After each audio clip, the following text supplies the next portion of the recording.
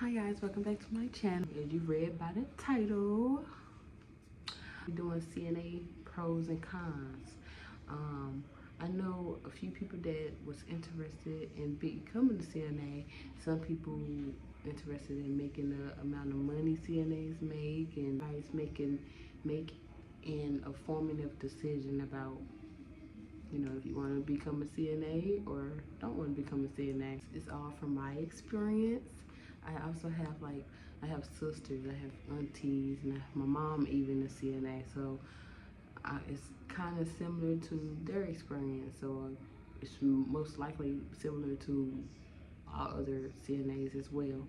If you have any questions, because I can answer it. If you have any questions, just drop it in the chat below, the comment box below, and I answer it. And I answer it honestly from my experience. But we finna get right into it.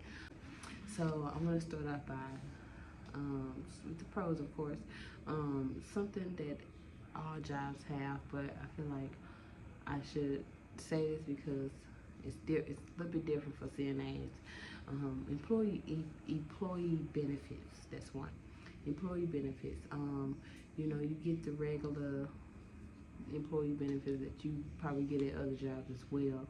It's just with CNA work, they expect it, not just CNA work, it's just the nursing field. They probably expect you to, that's your life. Like, that's what you want to do for the rest of your life. So they're going to set you up. They're going to have benefits that'll set you up for the rest of your life. So I feel like that's a plus. Like, I got some good dental coverage. My sister got some good medical coverage or whatever. Like, she finna go get LASIK surgery or something like that. LASIK surgery or something like that. A con about CNA work is the tests are not always fun. It's not gonna be all flowers and roses and daisies and all this stuff. It's not gonna be all of that. I have kids, so I can put up with especially grown kids. You don't supposed to like directly tell them that, of course, but it's basically grown kids, grown babies. You just basically helping them out.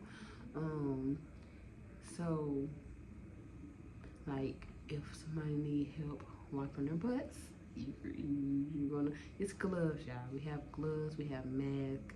I feel protected. You could double glove yourself or whatever. I feel good, not good about wiping some butt, but I feel like I'm protected, I'm good, and then you go ahead and wash your hands right after. But anyway, yes, you gotta claim people up. Sometimes people make a mess. Babies make a mess. Sometimes babies have blowouts. Blowouts. You have to clean them up, get them all together. They're human beings. Treat them like human beings. It's just they can't do for themselves like they used to do, I want you to know that everybody's going to get old one day. Everybody. So you don't want karma coming back on you. You probably get dementia. Dementia is messing with the brain, so you're not going to have your common sense. So people are going to treat you how they're going to want to treat you. So it's best for you to treat people how you want to be treated. Recently, COVID happened. I had to work with COVID patients. We call them residents here, but I had to work with COVID residents. So they tell you how to. They always tell you how to suit and boot for a particular type of disease somebody got or something like that. They got, I don't want to say disease, but like COVID or something like that. If somebody got that, they'll let you know how to suit and boot. And it's also gonna be signs and everything. They want you to be protected, and they want other residents to be protected, because most likely you're not just going to be working with that one COVID resident. You probably work with that COVID resident and a non-COVID resident. So you just got to learn to balance. You just have to learn. It's all about learning what works for you. So another pro I want to add to the list is the opportunity for growth. It's always opportunity for growth. Like right now, I could sign up to take a class anytime I want. Certain jobs have certain things. In this job, they have classes you could take here to advanced. Basically, you can like CNA, and then the next step I believe is like CMT and nurse and all this type of stuff. You can go up in the field through your job if you want to, and it don't take long. But also, not only that, if you want to go to nursing school to be a nurse, they pay for your nursing school. My sister, she worked her. They paying for her to go to nursing school. That's a plus. That's good. She good. She's straight after this. Another con is when you come to work, you most likely will probably be, depends on the place, short staff. Especially during COVID times, people are calling off. People don't want to get COVID. People don't want, stuff happening. You know how daycare people be. You a certain amount of kids to a person.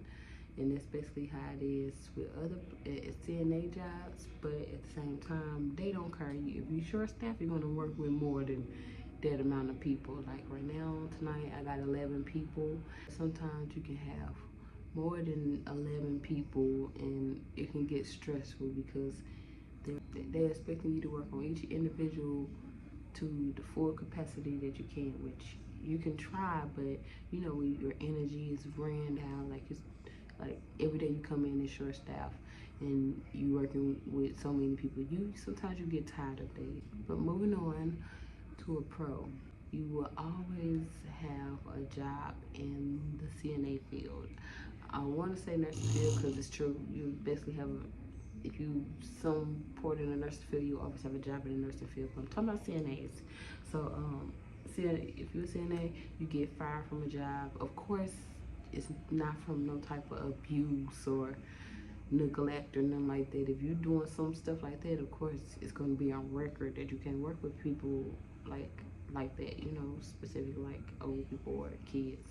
But other than that, if you just get fired from a job, you can get a job the next day. It's a lot of CNA jobs out here, and because they so short staffed, they want you. They go, oh, okay, come on.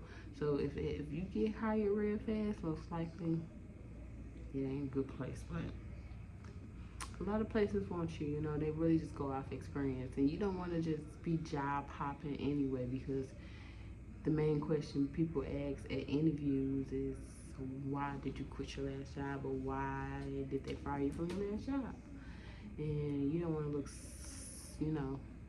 so think about that. But you're always going to have a job no matter what. So if you get fired, I know some people here that's like, if it's short staff, they tired of a boss or something like that, they'll quit. They're up and quick, and they don't care. They about to have another job. That's how stable this field is. You always gonna have another job, no matter what. Okay, a con is you have to keep up with your training, and you have to get recertified every year or two or whatever. I think it's every 2 years, but training, when I say training, we have to work, like we have assignments. Outside of CNA duties, we have assignments that we have to do. It'd be like 10 questions or 5 questions. They want to just make sure you brush up on your skills, basically. Of course, they're going to have like a little training video for you to watch before you take the test. It's not no pop quiz and nothing like that. Make sure you keep up with your training, and to also, like I said, recertify. You have to. I forgot how much it was. I forgot how much. I'm making up a number basically. I think it was $25 to be recertified, and I believe it was every 2 years. All I gotta do is go online, tell them I'm recertifying, tell them I'm basically, because when you recertify, you have to have a number amount of training. That's why the training at your job can count for that. So boom, recertified. Tell them that you train at your job. Boom, another your CNA license. You still have it. Another pro. This job can be emotionally rewarding. Not everybody is treated like how you would treat people. So some people may be coming from a place where they was getting abused. You know, that is real out here. I'm not going to sugarcoat it. You know, people may come from facilities that was suck. You know, that suck. So when they come here and they meet specific people like me, I like to make their day. I like to make sure they're comfortable, make sure they're good. You know, you can bring joy to them. You can show them that not everybody's bad. You know, you try to make them feel as best as they can while you have them in your care. So it's emotionally rewarding about that. And then they're very, not everybody, of course, everybody's not the same, but the people that, you know, that does touch your heart, they are appreciative. They show you that they are appreciative. It's also emotionally and physically demanding. And when I say emotionally, I'm gonna go to the emotional part. You know, the job do not care about you. They care about the residents and making sure the residents are happy. Our whole thing is to make sure the residents is good, you know. So when I say they don't care about you, if a resident hits you, don't hit them back. They show you how to get out situations like that, of course. But sometimes, you know, it don't go as planned. Like, oh, do this and this will happen. It don't go as planned all the time. So I wish it was that easy, but it's not. So it's emotionally demanding. You got to put up with residents talking to you a certain way. I mean, you can always report it, but at the end, they are for the residents. When I say physically demanding, some people, you know, some residents are pained. They want to put you through a lot purposely, or probably not purposely. They just very, very needy. They want to go to the bathroom every 5 seconds and everything. But mind you guys, you have other residents. But like I said, the job also don't care about you having other residents. They want you to attend to the other residents and keep that one resident happy. They're probably running around, short staff, boom, boom, and you're still expected to do what you're expected to do. I weigh like 130, yeah. And these people that are real huger than me that I have to work on. And sometimes they're not able to function how, you know, they probably used to function back in the days, or how I function, you know. Try your best. At least you can do is try your best. That's all you gotta do is try your best. But yeah, it can get emotionally and physically demanding. I'm probably not even explaining everything like to the T with this con, because I feel like it's important. It's very emotionally and physically demanding. If you're not able to put up with it, it's not the field for you. I'm at work, of course, so I'll be having to answer these call lights. The pro is that with CNA work, it's a very flexible schedule. I had a lot of doctor's appointments and stuff that I had to go to. They work with me with that, you know. As long as you communicate, I feel like it'll go well. And like I said, it's not every job. Some jobs probably are a-holes, but I know this job, they understand. You pregnant, they don't want to be responsible for, you know, nothing going wrong. Something going wrong. I said nothing. They don't want to be responsible for something going wrong. But yeah, that's flexible schedule. I know my sister, she's in school. Like I said, they working with her schedule. They want her to be in school. They want her to come back, because of course they're paying for it. And of course you don't have to stay here after they help you with stuff, you know. But they encourage you to come back. So of course they're gonna work with her. They're gonna make sure she feel comfortable enough to come back, I guess. Another con is, like I already stated before, the bosses do not care about you. The staff, people don't care about you. I mean, you could run into some people that, you know, that could be cool, but you really gotta really peep that out. Make sure you keep your work and your personal life separated. I'm talking from experience, because y'all know me. Like I said, y'all know me. I'm friendly, so I be talking to people. But I changed it up after I learned that people don't give about you. So just watch out for yourself. People are out to get you fired, basically. Just always look at it as people are out to get you fired, because they don't care. That people want drama, especially the grown older people. It's crazy because you would think the young people is about that bull crap, but it's to be the older people. They be jealous of us or something. But yeah, I'm finna go answer this light. Be right back. I'm back. We're going to a pro. Um, when you do, get the job in the nursing field, it's different areas of work you can go to. It's not just like if you don't want to work with a certain group of people, you can work with a different certain group of people. You can work with at hospitals. You can travel working, and they pay you while you travel. You can sign up for agencies, which is basically like it's like a temp service, but it's not temporarily unless you quit yourself. But they sending you to different facilities basically, and you get paid that same day. But anyway, you can do that, and they make lots of money. Of course, it depends on every job varies. Some jobs you probably make $10, another job you probably make 20. So you just gotta find those type of jobs. You can work, like right now I'm working in a rehab center, which is short stay rehab, and that means for the people that come here, they have issues. They either fail, broke something,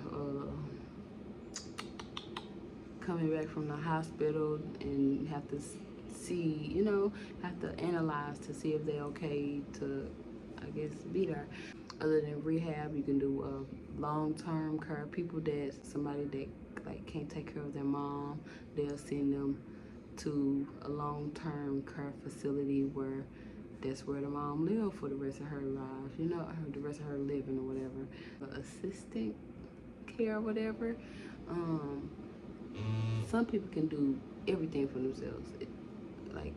They just need assistance with laundry, or like people want to work that spot because you really don't have to do much. The people do it for themselves basically, but at the same time the pay won't be different.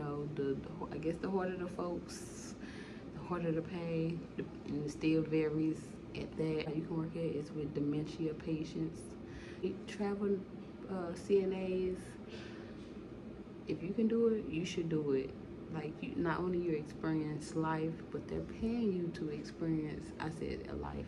Not only you experiencing the world, but you can pay. So another con is you have to save your own skin. No, like I said, people don't care about you. You have to save your own self. CNA come from behind you to clean up after you, whatever. They go back to the resident, not the resident. CNA go to the boss, let the boss know, oh, she left her wet. Even if she didn't leave her wet, you would get in trouble if you didn't do your part. And when I say do your part, when you're switching your shifts, you're supposed to do rounds. You're supposed to go to the people that you work with this new CNA. Sometimes CNAs don't be on time, so sometimes rounds don't be done. But anyway, you're supposed to go through the rounds, go to the rooms, and make sure everything was supposed to be done. Nobody's wet, trash is taken out, boom, boom. So if you don't do that part, the CNAs, they can lie on you and say you didn't do something, and all the boss go say is, did you do your rounds? And if you say no, they gonna look at you like, that's all you have to do is your rounds. Cover yourself. Never, even the CNA, when you came in, the CNA say, oh, I'm good, I don't need to do rounds. Cover yourself, because they're not going to cover you. They're not going to speak up for you. They're not going to say, oh, this is what I said. They're not going to do that. So cover yourself. You can get yourself in trouble for not taking up for yourself. That's all I'm saying. That's all I'm saying. Another pro, which everybody, that's the whole reason I'm talking about this CNA job stuff, is because the money is good. I'm full time, and you can switch, you know, to whatever. But I'm full time, so um, I work.